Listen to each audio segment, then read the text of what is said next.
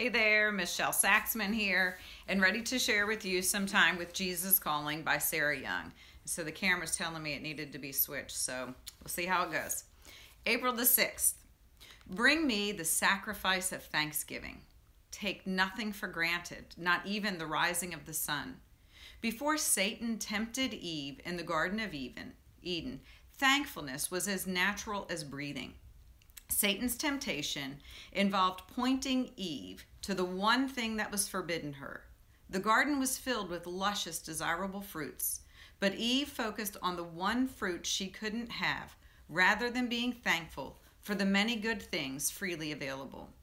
This negative focus darkened her mind, and she succumbed to temptation. When you focus on what you don't have or on situations that displease you, your mind becomes darkened. You take for granted life, salvation, sunshine, flowers, and countless other gifts from me. You look for what is wrong and refuse to enjoy life until that is fixed. When you approach me with thanksgiving, the light of my presence pours into you, transforming you through and through. Walk in the light with me by practicing the discipline of thanksgiving. Well, y'all, 2 or 3 things I can take away from this. One is something that God kind of shared with me the other day, and that is that Adam and Eve were in the garden, and they had this lifeline oneness connection with their Heavenly Father until Satan's voice entered their minds.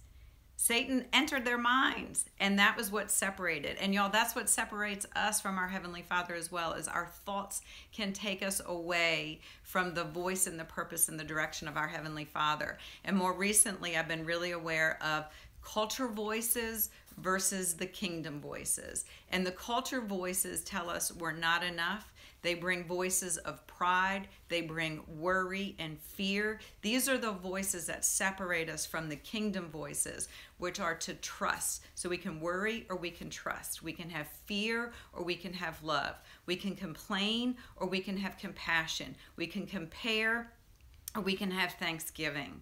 And I think that I want to share that one thing is be aware of voices that are separating us from the presence, because Satan came before Eve, planted the seed, the one thing, and then she began to focus. So what you focus on is what you will manifest. She focused on what she did not have, and that darkness grew larger and larger. So she needed to shift into her thankfulness and shift into the kingdom of worthiness enough. But pride took over and separated them.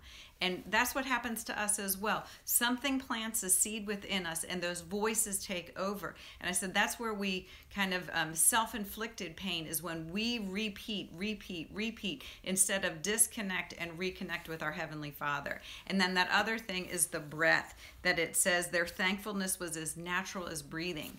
And the other day I heard someone refer to the respiratory system, so our system of breathing, our respiratory system, and they referred to it as the respiratory system. And I thought, gosh, what a great way to respirit, to connect with the breath that our Heavenly Father breathed into Adam. We have the opportunity. We all have the pipeline to the divine.